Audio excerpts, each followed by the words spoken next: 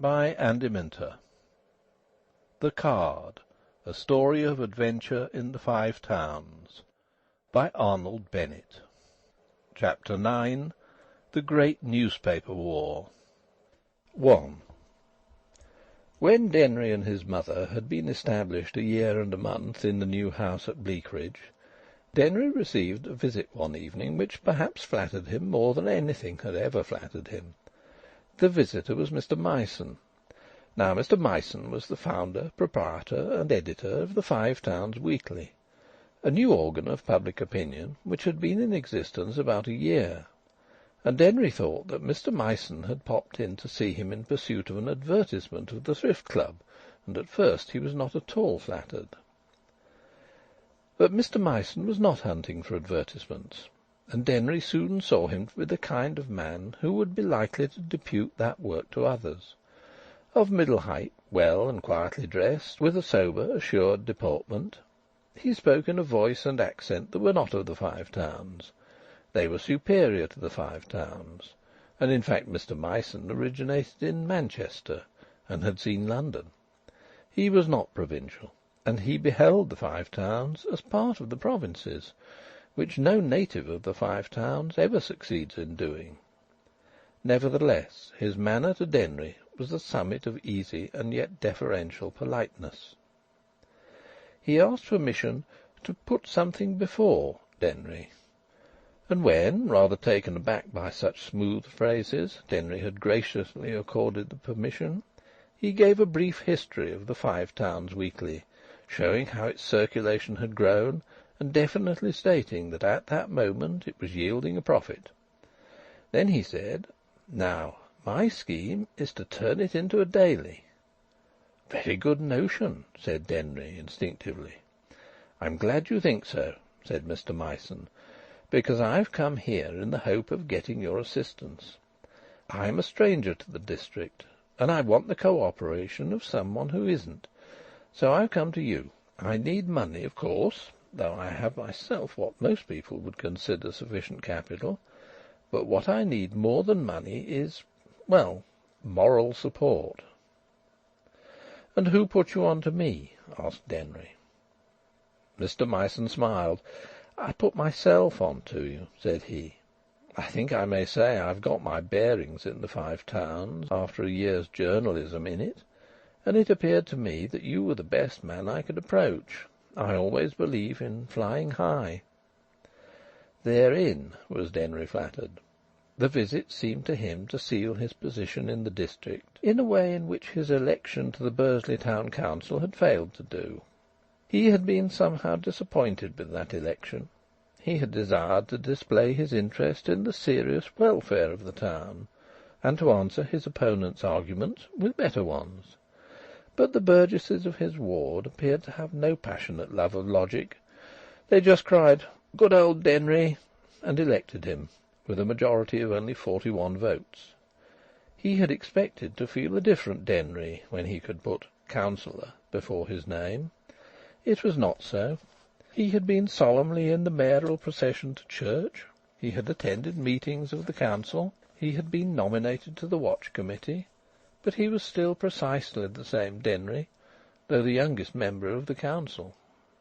But now he was being recognised from the outside. Mr. Myson's keen Manchester eye, ranging over the 250,000 inhabitants of the Five Towns in search of a representative individual force, had settled on Denry Machin. Yes, he was flattered. Mr. Myson's choice threw a rose light on all Denry's career. His wealth and its origin, his house and stable, which were the astonishment and admiration of the town, his universal Thrift Club, yea, and his councillorship. After all, these were marvels. And possibly the greatest marvel was the resigned presence of his mother in that wondrous house, and the fact that she consented to employ Rose Chudd, the incomparable Sappho of charwomen, for 3 hours every day. In fine, he perceived from Mr. Myson's eyes that his position was unique.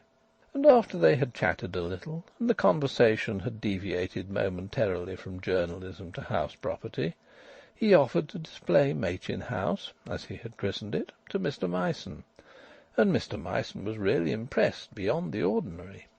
Mr. Myson's homage to Mrs. Machin, whom they chanced on in the paradise of the bathroom, was the polished mirror of courtesy. How Denry wished that he could behave like that when he happened to meet countesses. Then, once more in the drawing-room, they resumed the subject of newspapers. "You know," said Mr. Myson, "it really is a very bad thing indeed for a district to have only one daily newspaper. I've nothing myself to say against the Staffordshire Signal, but you'd perhaps be astonished," this in a confidential tone, "at the feeling there is against the Signal in many quarters." "Really?" said Denry. "Of course, its fault is that it isn't sufficiently interested in the great public questions of the district. And it can't be, because it can't take a definite side. It must try to please all parties. At any rate, it must offend none. That is the great evil of a journalistic monopoly. 250,000 people! Why, there's an ample public for 2 first-class papers. Look at Nottingham, look at Bristol, look at Leeds, look at Sheffield, and their newspapers." And Denry endeavoured to look at these great cities. Truly, the Five Towns was just about as big. The dizzy journalistic intoxication seized him. He did not give Mr. Myson an answer at once, but he gave himself an answer at once. He would go into the immense adventure. He was very friendly with the Signal people, certainly, but business was business, and the highest welfare of the Five Towns was the highest welfare of the Five Towns. Soon afterwards, all the hoardings of the district spoke with one blue voice, and said that the Five Towns Weekly was to be transformed into the Five Towns Daily, with 4 editions, beginning each day at noon, and that the new organ would be conducted on the lines of a first-class evening paper. The inner ring of knowing ones knew that a company entitled the Five Towns Newspapers Limited had been formed with a capital of £10,000, and that Mr. Myson held £3,000 worth of shares, and the great Denry Machin 1,500, and that the remainder were to be sold and allotted as occasion demanded. The inner ring said that nothing would ever be able to stand up against the Signal, and on the other hand it admitted that Denry, the most prodigious card ever born into the Five Towns, had never been floored by anything. The inner ring anticipated the future with glee. Denry and Mr. Myson anticipated the future with righteous confidence. As for the Signal, it went on its august way, blind to sensational hoardings. 2. On the day of the appearance of the first issue of the Five Towns Daily, the offices of the new paper at Hanbridge gave proof of their excellent organisation, working in all details with an admirable smoothness. In the basement a Marinoni machine thundered like a sucking dove to produce 15,000 copies an hour. On the ground floor ingenious arrangements had been made for publishing the paper. In particular, the iron railings to keep the boys in order in front of the publishing counter had been imitated from the Signal. On the first floor was the editor and founder with his staff, and above that the composing department. The number of stairs that separated the composing department from the machine room was not a positive advantage, but bricks and mortar are inelastic, and one does what one can. The offices looked very well from the outside, and they compared passably with the offices of the Signal close by. The posters were duly in the ground floor windows, and gold signs, one above another to the roof, produced an air of lucrative success. Denry happened to be in the Daily offices that afternoon. He had had nothing specially to do with the details of the organisation, for details of organisation were not his speciality. His speciality was large leading ideas. He knew almost nothing of the agreements with correspondents and press association and central news and the racing services and the fiction departments, nor of the difficulties with the Compositors' Union, nor of the struggle to lower the price of paper by the 20th of a penny per pound, nor of the awful discounts allowed to certain advertisers, nor of the friction with the railway company, nor of the sickening adulation that had been lavished on quite unimportant newsagents, nor, worst of all, of the dearth of newsboys. These matters did not attract him. He could not stoop to them. But when Mr. Myson, calm and proud, escorted him down to the machine-room, and the Marinoni threw a folded pink daily almost into his hands, and it looked exactly like a real newspaper, and he saw one of his own descriptive articles in it, and he reflected that he was an owner of it, then Denry was attracted and delighted, and his heart beat. For this pink thing was the symbol and result of the whole affair, and had the effect of a miracle on him. And he said to himself, never guessing how many thousands of men had said it before him, that a newspaper was the finest toy in the world. About 4 o'clock, the publisher, in shirt-sleeves and an apron, came up to Mr. Myson and respectfully asked him to step into the publishing office.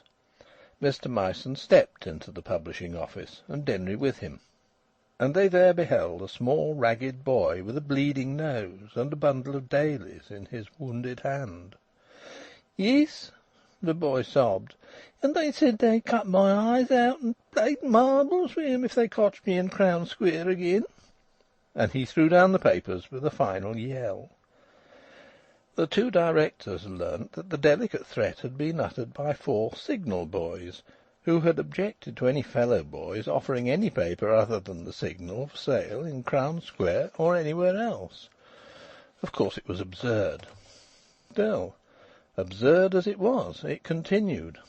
The central publishing offices of the Daily at Hanbridge, and its branch offices in the neighbouring towns, were like military hospitals, and the truth appeared to the directors that while the public was panting to buy copies of the Daily, the sale of the Daily was being prevented by means of a scandalous conspiracy on the part of Signal boys.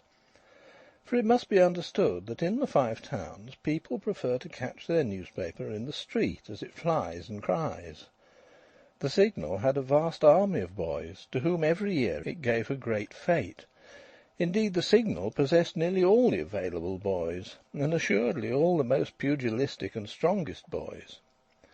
Mr. Myson had obtained boys only after persistent inquiry and demand, and such as he had found were not the fittest, and therefore were unlikely to survive.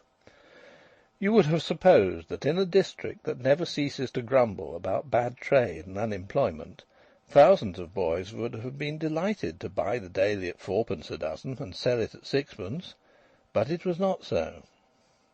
On the second day, the dearth of boys at the offices of the Daily was painful. There was that magnificent, enterprising newspaper waiting to be sold, and there was the great enlightened public waiting to buy, and scarcely any business could be done, because the Signal boys had established a reign of terror over their puny and upstart rivals. The situation was unthinkable. Still, unthinkable as it was, it continued. Mr. Myson had thought of everything except this. Naturally, it had not occurred to him that an immense and serious effort for the general weal was going to be blocked by a gang of tatterdemalions. He complained with dignity to the Signal, and was informed with dignity by the Signal that the Signal could not be responsible for the playful antics of its boys in the streets, that, in short, the Five Towns was a free country. In the latter proposition, Mr. Myson did not concur.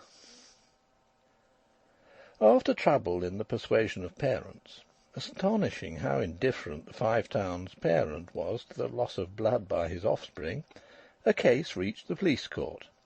At the hearing the Signal gave a solicitor a watching brief, and that solicitor expressed the Signal's horror of carnage. The evidence was excessively contradictory, and the stipendiary dismissed the summons with a good joke.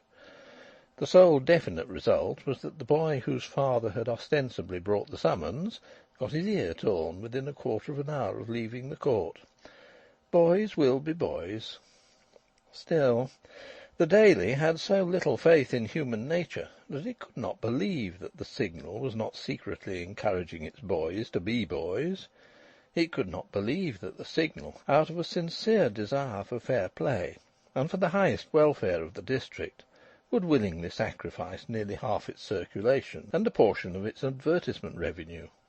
And the hurt tone of Mr. Myson's leading articles seemed to indicate that, in Mr. Myson's opinion, his older rival ought to do everything in its power to ruin itself. The Signal never spoke of the fight. The Daily gave shocking details of it every day. The struggle trailed on through the weeks. Then Denry had one of his ideas. An advertisement was printed in the Daily for 200 able-bodied men to earn 2 shillings for working 6 hours a day. An address different from the address of the Daily was given.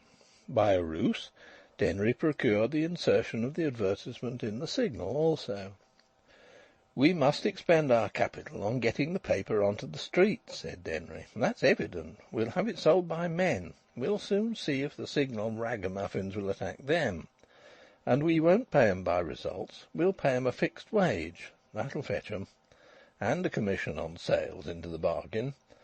Well, I wouldn't mind engaging 500 men. Swamp the streets. That's it. Hang expense. And when we've done the trick, we can go back to the boys. They'll have learnt their lesson." And Mr. Myson agreed, and was pleased that Denry was living up to his reputation. The state of the earthenware trade was supposed that summer to be worse than it had been since 1869, and the grumblings of the unemployed were prodigious, even seditious. Mr. Myson, therefore, as a measure of precaution, engaged a couple of policemen to ensure order at the address, and during the hours named in the advertisement as a rendezvous for respectable men in search of a well-paid job. Having regard to the thousands of perishing families in the Five Towns, he foresaw a rush and a crush of eager breadwinners. Indeed, the arrangements were elaborate. 40 minutes after the advertised time for the opening of the reception of respectable men in search of money, 4 men had arrived. Mr. Myson, mystified, thought that there had been a mistake in the advertisement. But there was no mistake in the advertisement. A little later 2 more men came. Of the 6, 3 were tipsy, and the other 3 absolutely declined to be seen selling papers in the streets. 2 were abusive, 1 facetious. Mr. Myson did not know his Five Towns. Nor did Denry. A Five Towns man, when he can get neither bread nor beer, will keep himself and his family on pride and water. The policeman went off to more serious duties. 3. Then came the announcement of the 35th anniversary of the Signal, and of the processional fete by which the Signal was at once to give itself a splendid, spectacular advertisement, and to reward and enhearten its boys. The Signal meant to liven up the streets of the Five Towns on that great day, by means of a display of all the gilt chariots of Snape's circus in the main thoroughfare. Many of the boys would be in the gilt chariots. Copies of the anniversary number of the Signal would be sold from the gilt chariots. The idea was excellent, and it showed that, after all, the Signal was getting just a little more afraid of its young rival than it had pretended to be. For, strange to say, after a trying period of hesitation, the Five Towns Daily was slightly on the upward curve, thanks to Denry.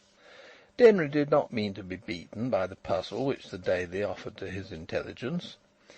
There the Daily was, full of news, and with quite an encouraging show of advertisements, printed on real paper, with real ink, and yet it would not go.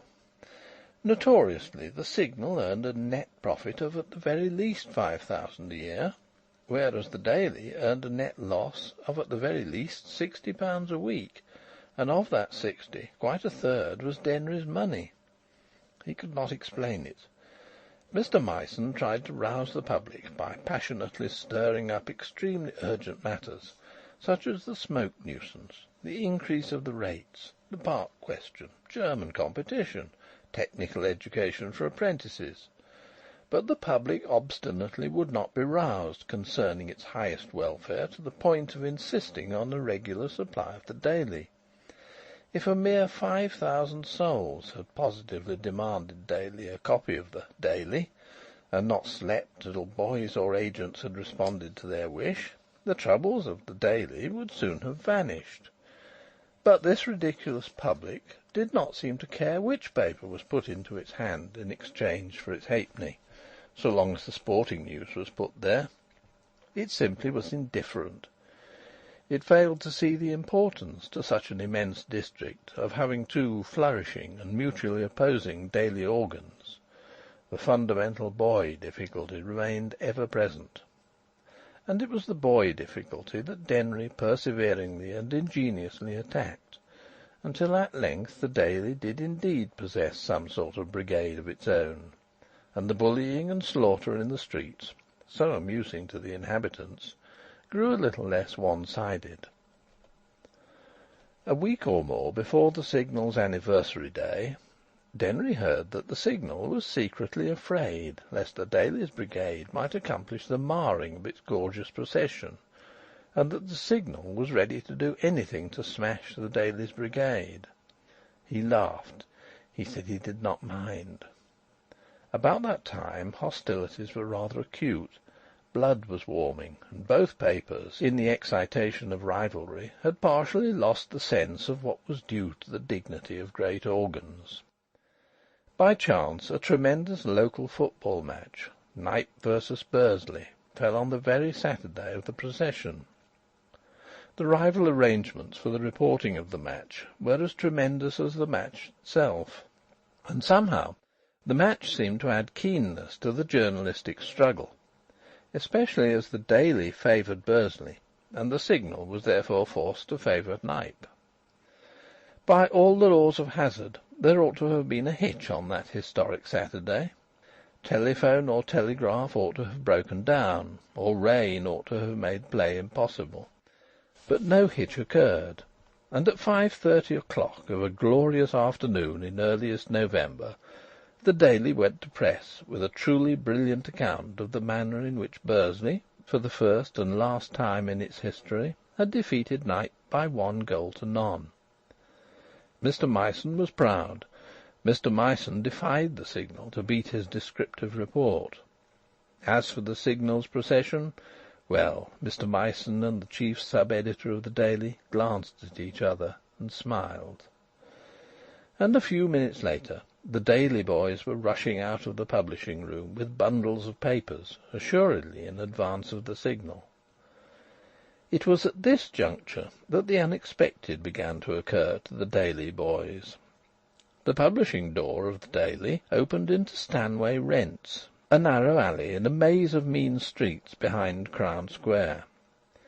In Stanway Rents was a small warehouse, in which, according to rumours of the afternoon, a free soup kitchen was to be opened, and just before the football edition of the Daily came off the Marinoni, it emphatically was opened, and there issued from its inviting gate an odour, not, to be sure, of soup, but of toasted cheese and hot jam.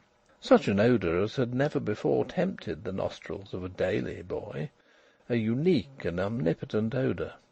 Several boys, who, I may state frankly, were traitors to the Daily cause, spies and mischief-makers from elsewhere, raced unhesitatingly in, crying that toasted cheese sandwiches and jam tarts were to be distributed like lightning to all authentic newspaper lads. The entire gang followed, scores, over 100, inwardly expecting to emerge instantly with teeth fully employed, followed like a sheep into a fold. And the gate was shut. Toasted cheese and hot jammy pastry were faithfully served to the ragged host, but with no breathless haste, and when, loaded, the boys struggled to depart, they were instructed by the kind philanthropist who had fed them to depart by another exit, and they discovered themselves in an enclosed yard, of which the double doors were apparently unyielding, and the warehouse door was shut also. And as the cheese and jam disappeared, shouts of fury arose on the air. The yard was so close to the offices of the Daily that the chimney-pots of those offices could actually be seen, and yet the shouting brought no answer from the lords of the Daily, congratulating themselves up there on their fine account of the football match, and on their celerity in going to press, and on the loyalty of their brigade. The Signal, it need not be said, disavowed complicity in this extraordinary entrapping of the Daily Brigade by means of an odour. Could it be held responsible for the excesses of its disinterested sympathisers? Still, the appalling trick showed the high temperature to which blood had risen in the genial battle between great rival organs. Persons in the inmost ring whispered that Denry Machin had at length been bested on this critically important day. 4. Snape's Circus used to be one of the great shining institutions of North Staffordshire, trailing its magnificence on sculptured wheels from town to town, and occupying the dreams of boys from one generation to another. Its headquarters were at Axe, in the moorlands, 10 miles away from Hanbridge, but the riches of old Snape had chiefly come from the Five Towns. At the time of the struggle between the Signal and the Daily, its decline had already begun. The aged proprietor had recently died, and the name and the horses and the chariots and the carefully repaired tents had been sold to strangers. On the Saturday of the anniversary and the football match, which was also Martinmas Saturday, the circus was set up at Oldcastle, on the edge of the Five Towns, and was giving its final performances of the season. Even boys will not go to circuses in the middle of a Five Towns winter. The Signal people had hired the processional portion of Snape's for the late afternoon and early evening, and the instructions were that the entire cortège should be round about the Signal offices in marching order not later than 5 o'clock.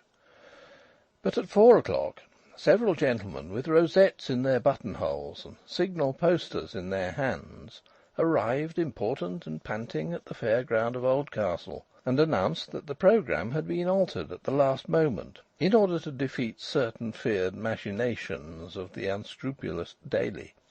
The cavalcade was to be split into 3 groups, one of which, the chief, was to enter Hanbridge by a back road, and the other 2 were to go to Bursley and Longshaw respectively. In this manner the forces of advertisement would be distributed, and the chief parts of the district equally honoured. The special linen banners, pennons, and ribbons bearing the words "Signal, 35th Anniversary," etc., had already been hung and planted and draped around the gilded summits of the chariots, and after some delay the processions were started, separating at the bottom of the cattle market. The head of the Hanbridge part of the procession consisted of an enormous car of Jupiter, with 6 wheels and 36 paregorical figures, as the clown used to say, and drawn by 6 piebald steeds guided by white reins. This coach had a windowed interior. At great affairs it sometimes served as a box office. And in the interior one of the delegates of the Signal had fixed himself. From it he directed the paths of the procession. It would be futile longer to conceal that the delegate of the Signal in the bowels of the car of Jupiter was not honestly a delegate of the Signal at all. He was indeed Denry Machin, and none other. From this single fact it will be seen to what extent the representative of great organs had forgotten what was due to their dignity and to public decency. Ensconced in his lair, Denry directed the main portion of the Signal's advertising procession by all manner of discreet lanes round the skirts of Hanbridge and so into the town from the hilly side, and ultimately the 10 vehicles halted in Crapper Street, to the joy of the simple inhabitants. Denry emerged and wandered innocently towards the offices of his paper, which were close by. It was getting late. The first yelling of the imprisoned Daily boys was just beginning to rise on the autumn air. Suddenly Denry was accosted by a young man. "Hello, Machin!" cried the young man. "What have you shaved your beard off for? I scarcely knew you." "I just thought I would, Swetnam," said Denry, who was obviously discomposed. It was the youngest of the Swetnam boys. He and Denry had taken a sort of curt fancy to one another. "I say," said Swetnam confidentially, as if obeying a swift impulse, "I did hear that the Signal people meant to collar all your chaps this afternoon, and I believe they have done. Hear that now?" Swetnam's father was intimate with the Signal people. "I know," Denry replied. But I mean papers and all." "I know," said Denry. "Oh," murmured Swetnam. "But I'll tell you a secret," Denry added. "They aren't to day's papers. They're yesterday's, and last week's, and last month's. We've been collecting them specially, and keeping them nice and new looking." "Well, you're a caution," murmured Swetnam. "I am," Denry agreed. A number of men rushed at that instant with bundles of the genuine football edition from the offices of the Daily. "Come on!" Denry cried to them. "Come on! This way! Bye bye, Swetnam!" And the whole file vanished round a corner. The yelling of imprisoned, cheese-fed boys grew louder. 5. In the meantime, at the Signal office, which was not 300 yards away, but on the other side of Crown Square, apprehension had deepened into anxiety as the minutes passed and the Snape circus procession persisted in not appearing on the horizon of the Oldcastle Road. The Signal would have telephoned to Snape's, but for the fact that a circus is never on the telephone. It then telephoned to its Oldcastle agent, who, after a long delay, was able to reply that the cavalcade had left Oldcastle at the appointed hour, with every sign of health and energy. Then the Signal sent forth scouts all down the Oldcastle Road to put spurs into the procession, and the scouts returned, having seen nothing. Pessimists glanced at the possibility of the whole procession having fallen into the canal at Caldon Bridge. The paper was printed, the train parcels for Knype, Longshaw, Bursley and Turnhill were dispatched, the boys were waiting, the fingers of the clock in the publishing department were simply flying. It had been arranged that the bulk of the Hanbridge edition, and in particular the first copies of it, should be sold by boys from the gilt chariots themselves. The publisher hesitated for an awful moment, and then decided that he could wait no more, and that the boys must sell the papers in the usual way from the pavements and gutters. There was no knowing what the Daily might not be doing. And then Signal boys in dozens rushed forth paper-laden, but they were disappointed boys. They had thought to ride in gilt chariots, not to paddle in mud. And almost the first thing they saw in Crown Square was the car of Jupiter in its glory, flying all the Signal colours, and other cars behind. They did not rush now, they sprang as from a catapult, and alighted like flies on the vehicles. Men insisted on taking their papers from them and paying for them on the spot. The boys were startled, they were entirely puzzled, but they had not the habit of refusing money. And off went the procession to the music of its own band, down the road to Knype, and perhaps 100 boys on board cheering. The men in charge then performed a curious act.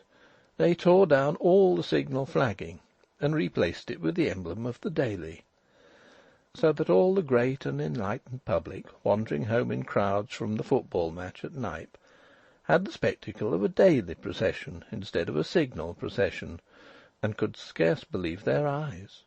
And Dailies were sold in quantities from the cars. At Knype station the procession curved and returned to Hanbridge, and finally, after a multitudinous triumph, came to a stand, with all its Daily bunting, in front of the Signal offices, and Denry appeared from his lair. Denry's men fled with bundles. "They're an hour and a half late," said Denry calmly to one of the proprietors of the Signal, who was on the pavement, "but I've managed to get them here. I thought I'd just look in to thank you for giving such a good feed to our lads." The telephones hummed with news of similar Daily processions in Longshaw and Bursley, and there was not a high-class private bar in the district that did not tinkle with delighted astonishment at the brazen, the inconceivable effrontery of that card Denry Machin. Many people foresaw lawsuits, but it was agreed that the Signal had begun the game of impudence in trapping the Daily lads so as to secure a holy calm for its much-trumpeted procession. And Denry had not finished with the Signal. In the special football edition of the Daily, was an announcement, the first, of special Martinmas fêtes organised by the Five Towns Daily, and on that same morning every member of the Universal Thrift Club had received an invitation to said fêtes. They were three, held on public ground at Hanbridge, Bursley, and Longshaw.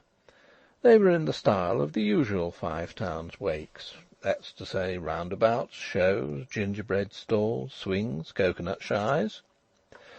But at each fête a new and very simple form of shy had been erected. It consisted of a row of small railway signals. "March up, march up!" cried the shy men. "Knock down the signal, knock down the signal, and a packet of Turkish Delight is yours. Knock down the signal." And when you had knocked down the signal, the men cried, "We wrap it up for you in the special anniversary number of the Signal."